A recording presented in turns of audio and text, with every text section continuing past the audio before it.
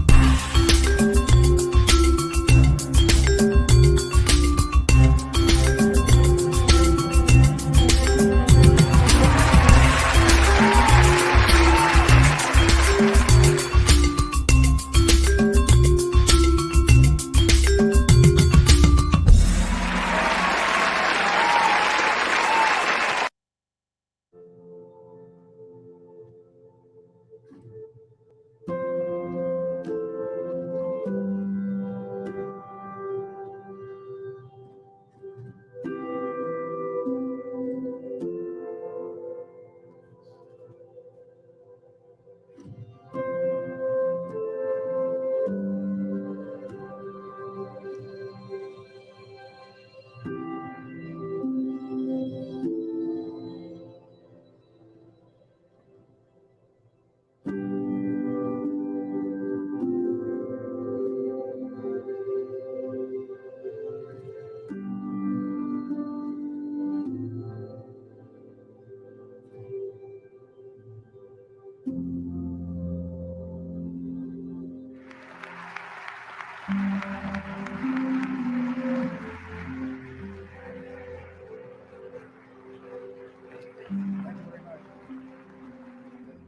gone from Thomas Jefferson to Colin Powell. It speaks to the greatness of America. And so it was a great moment. And he's going to do a fantastic job as Secretary of State.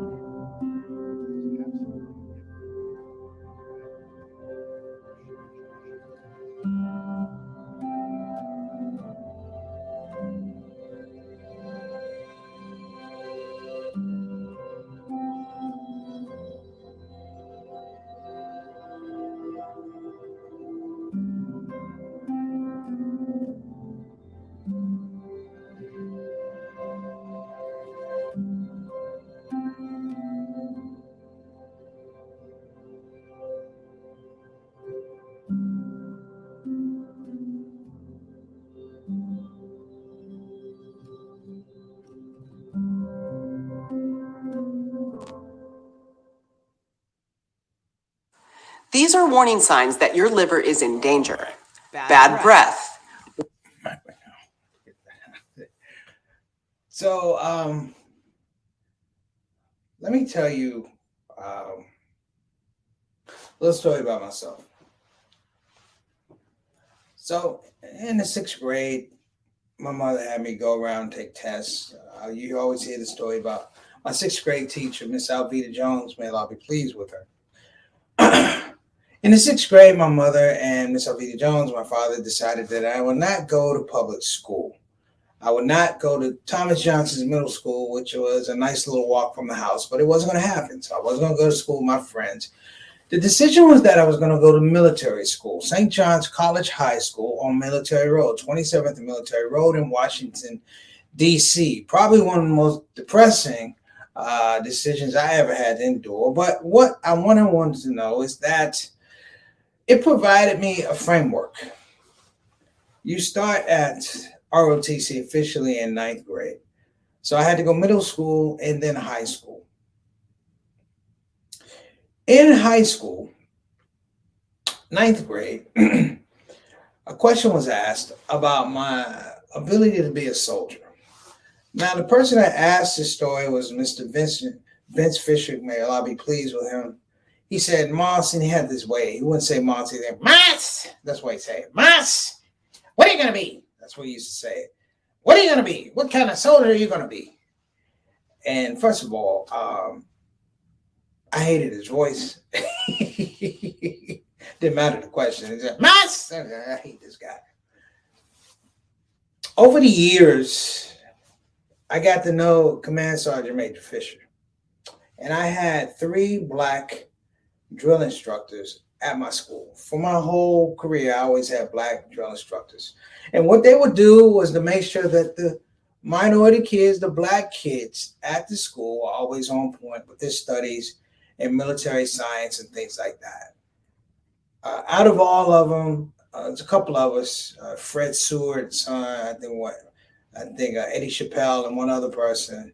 They thought that we would be great candidates to go into the military. And I thought about going to the military. I thought about ROTC. And the reason I thought about ROTC, brothers and sisters, was because I heard of this guy in the military who was doing amazing things, who was setting a precedent for people who are in the military, particularly African Americans and people of color. That person was Colin Powell. Now, it's hard to kind of relate this because when you're in ROTC, there's a certain thing. The word we use is a particular type of nomenclature to explain what it is to be black in the service. And we looked at Colin Powell as he rose through the ranks. It was interesting because we cheered for him. Command Sergeant Major Fisher cheered for him. Sergeant Hackett cheered for him. Sergeant Gill cheered for him. Sergeant Robert Sharp, they all cheered for him because this was the guy who was going to take them across the line in terms of timing, in terms of visibility, in terms of resident, in terms of equality. And you would say, what does that mean to a kid, young black kids in military school? And the answer is that it meant everything. It meant everything. Because people don't know the reticence we had about going into the service back then. There was a Colin Powell who stood up and came out of, he came out of Vietnam, and he came out of all these different displacements and assignments. And everywhere he went, brothers and sisters, all you heard was a man who stuck to his principles. A man that we could really, really believe in. And as black people who have served in the military and served this country, we really hadn't had any other examples, brothers and sisters, and he was it. So from the 9th grade to the 12th grade into college, I kept my eye on Colin Powell. And in fact, in my senior year, I actually tried to join ROTC at my college because I was going to go into the military and go to finish school and be a second lieutenant and follow his footsteps. And I know a lot of y'all thinking I'm lying. That's cool. You think I'm lying, but you're probably hoping I'm crazy. But I was that guy then. And what an example, brothers and sisters, to have.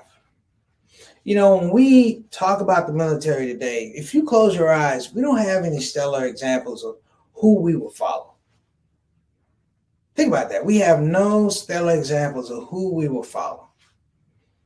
Colin Powell is the one guy who was in a leadership position. Even the Honorable Minister Louis Farrakhan didn't castigate this man. He spoke highly of him. His background is Jamaican immigrants who come to this country and they get it from the mud. A father who's a shipping clerk, mother who's a seamstress. This is a very American story.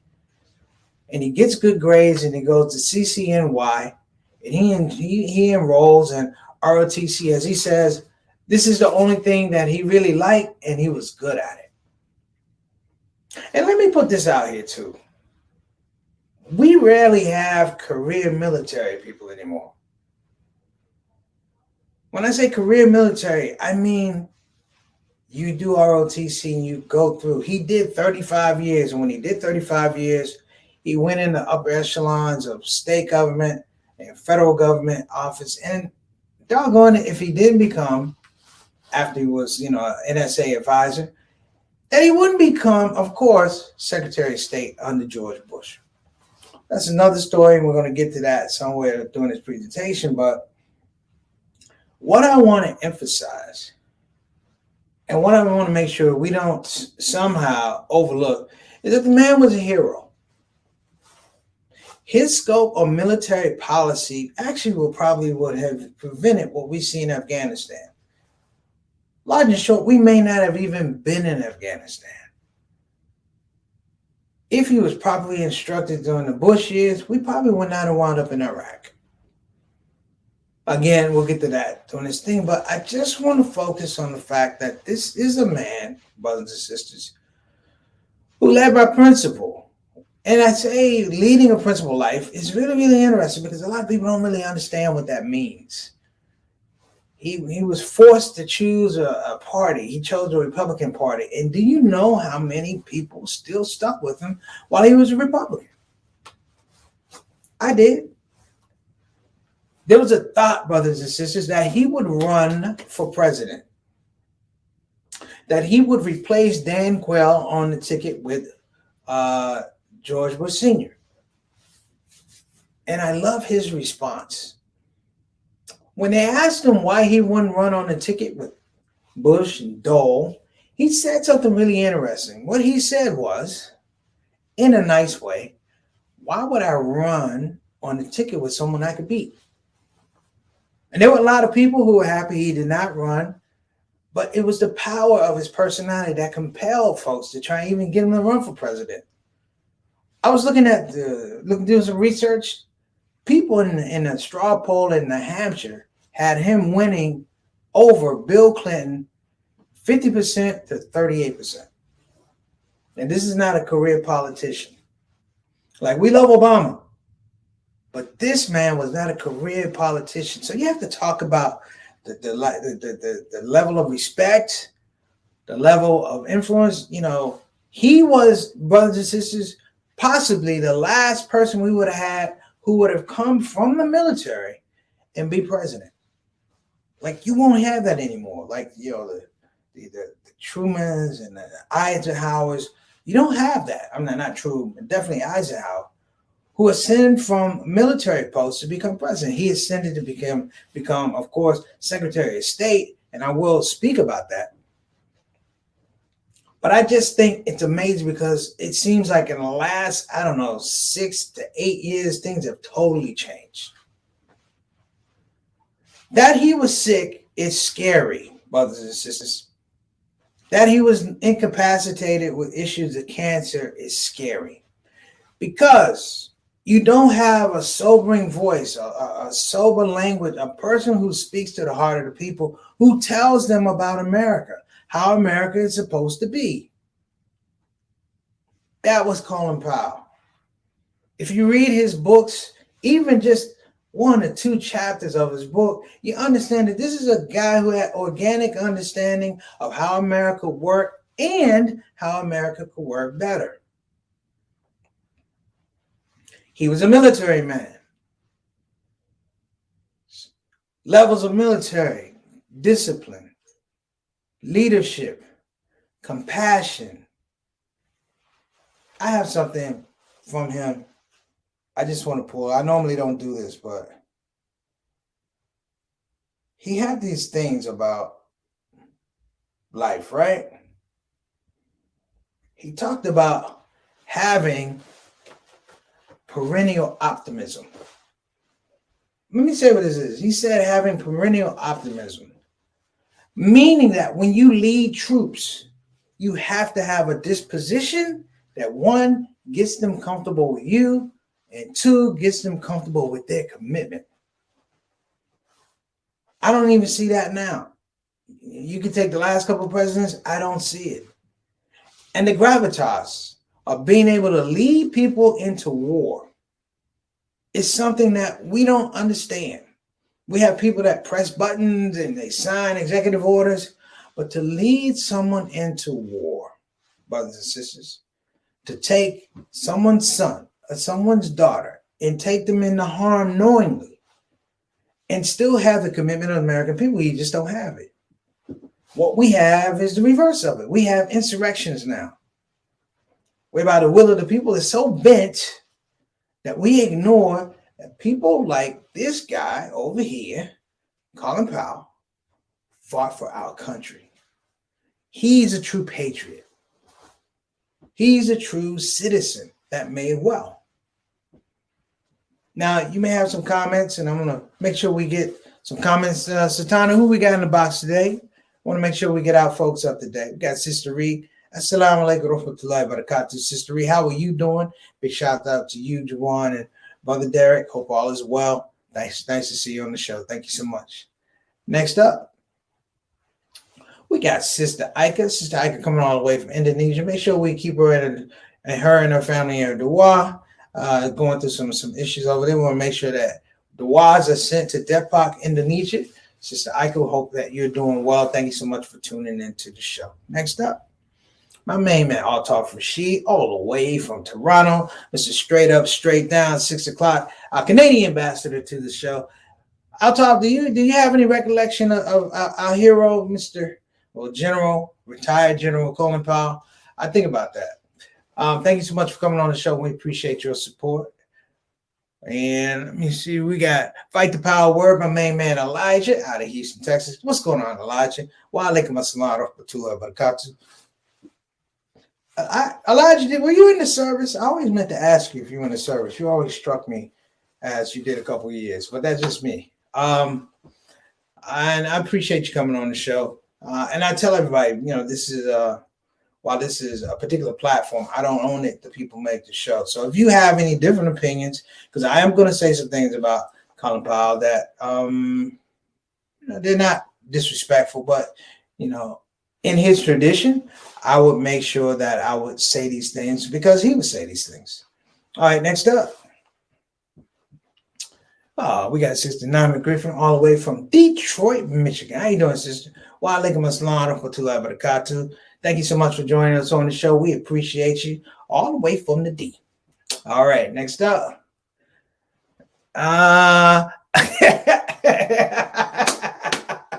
Okay.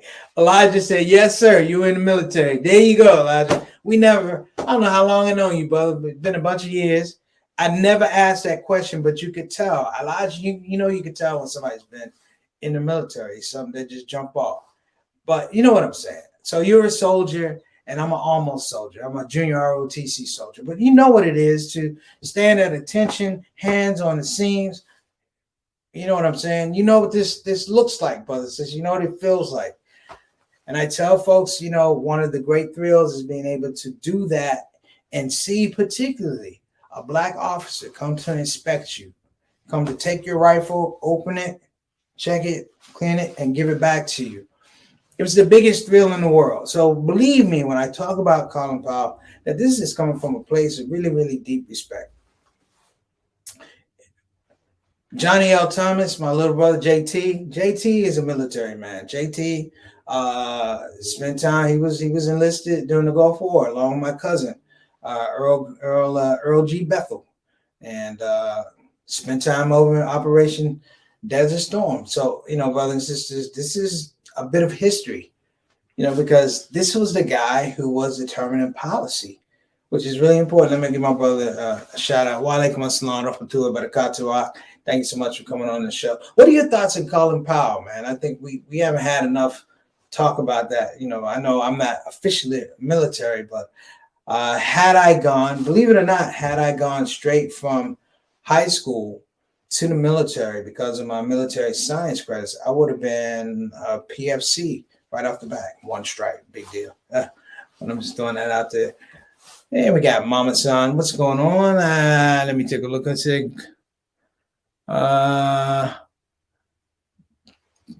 Probably General Powell fought the war, but he did not fight himself. Yeah, he had this gravitas about being able to listen to people. Like, I'm not good at listening to people. Maybe you guys are. He had this gravitas about listening to people. He said, but don't entertain naysayers. He said, because most of the time the naysayers are wrong. Every once in a while they get it right. He said, for the most part, they're wrong. He said, as soon as you get all the information, he said, you go with your most authentic, ferocious self and make a decision. So, I'm looking around now, and there are some things that, he pointed out in his own book. The thing that a lot of people will give Colin Powell a difficult time was in 2005, brothers and sisters, he was presented to the world to make the case to go to Iraq the second time. And he was marched out, and I've always had a very deep disdain for the people who are around him, Donald Rumsfeld, Dick Cheney, George W. Bush, because they walked him out on the plank with a lie and let him tell a lie to America. That there was yellow uranium in in Iraq, and that was a provocation to go, that they had weapons of mass destruction. You haven't heard that word in a while. That they had weapons of mass destruction. And they marched him out. Now, I don't know if he knew it was incomplete information or inaccurate information or actual lie. All I know was I looked up and we were going back to war. And I didn't think it was necessary. All the evidence pointed against what they were saying, but put out as Secretary of State to make the case. He made the case. And when Bush was reelected, he was forced to resign. I don't have all the nuances about why he was forced to resign or things like that. All I know was it hurt. It hurt a lot because this was a principled man. And I felt like, Colin Powell, I respect you. You are my elder, but it's on you to go get the correct information. If the world is saying these things are not correct, you can't look at the intelligence and go, forget the world, we got the intelligence. And so is Amar on his career. But you know,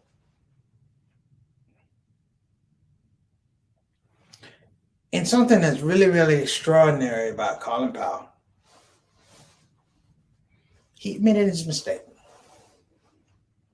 He said, I was wrong. He said in 2005, I made a mistake, and it was a painful mistake. In my heart of hearts, I have to believe that he lived that mistake. As our soldiers went off to war, he lived that mistake. And when it came time for him to, I want to say, rectify or get his mojo back with the Republican Party in 2008, he held a conference. You guys have seen it. If you haven't seen it, go back. But everybody was on him because Barack Obama was a Democratic nominee for president. And one of the big voices who was out there that who hadn't endorsed anybody, it was Colin Powell. And Colin Powell went against, at the time, John McCain, who was also a U.S. war veteran. But his explanation was so beautiful. His explanation was so beautiful. And he started with, you know, what somebody said, Barack Obama is Muslim. He said, what if they are? What if they are? And he put into motion in a very large scope, brothers and sisters, the fact that as Americans, we can be very limited in scope. We can be very limited in our thinking. And he presented this case that what if I embark on the audacity on the fact that I believe that this is the man who could do the job? That this man, this Barack Obama, forget the fact that John McCain had been in office for a long time. He said, I believe in the nature and the integrity of this man. And he said, no disrespect to John McCain. He said, but in the integrity of this man. And he put it out there, brothers and sisters. I'm saying this as a retired general. I'm saying this as a Republican. He said, I'm saying it as a black man. And all that other stuff I told you about the U.S., you know, the Secretary of State and stuff like that. In my heart, he rectified himself. Because I believe that situation was even more difficult than when he had to do what he had to do in 2005. And he turned around, brothers and sisters, and he sat in a meeting with Barack Obama. And I don't get emotional when black men meet, but damn it, I was happy. I was happy to see an elder with a young buck. I was happy to see a black man with all silver gray hair with another black man who had black hair. And they smiled and they talked, and it was intelligent and it was intellectual. And you know what it was? It was America. As America had never seen itself. It was America. It was a dream of Colin Powell and his parents who came here from Jamaica, who struggled and toiled. And from that space, brothers and sisters, I think it's important for us to realize that we still have the capacity. We still have the audacity, but do you have the courage? I believe right now, in all of us, we need to find that little piece of Colin Powell, whether in the military or not. Find that little piece of Colin Powell, pull it out, and appreciate it. And put it out on the table for people to take a look at. To understand that this type of brilliance, loyalty, discipline, faith, this is what makes America America. Do you realize all the guys pretty much in politics these days are talking about going to war? They ain't really going to war. They were in for 3 years. They weren't in for 35 years. Do you realize when Colin Powell started in the military, it was still, brothers and sisters, it was still pretty much divided. Oh, yeah, did I tell you he grew up during segregation? Yeah, if you were born in 1938, you grew up in segregation. And he served his country faithfully, even though he couldn't vote. Well, let me add these few things and then I want to go. Courage is the thing that Colin Powell exhibited all the way through his career, even when he was wrong. And there's something to be said when you exhibit courage, even when you're wrong. And when you don't know, you exhibit faith. And when you're doubtful, you work a little harder. So to Colin Powell, we appreciate your service, your loyalty to your country, and for inspiring little knucklehead guys like me in the 7th and 8th grade who didn't see any value in the military until I saw you. I salute you. Assalamu alaikum wa rahmatullahi wa barakatuh. That's the shout out show. Let's get to our sponsors. We'll give a shout out for BeFinanciallyIndependent.com. Again, that's BeFinanciallyIndependent.com. If you're interested in getting some advice on financial matters, wealth protection, retirement, you want to go here. And when I say that, I'm not saying just to go there. You need to go with a mindset that you're trying to learn about how you expand and grow your revenue. It's one thing to make a dollar. It's another thing to make sure that dollar works for you. I've said that.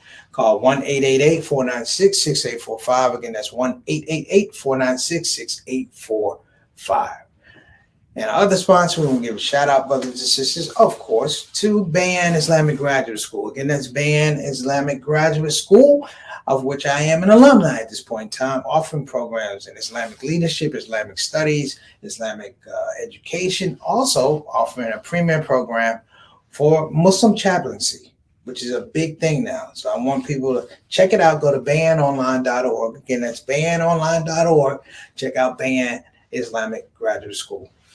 That's our show. I appreciate your patience. Thank you guys so much. Peace and blessings to the Powell family. I know it's a difficult time.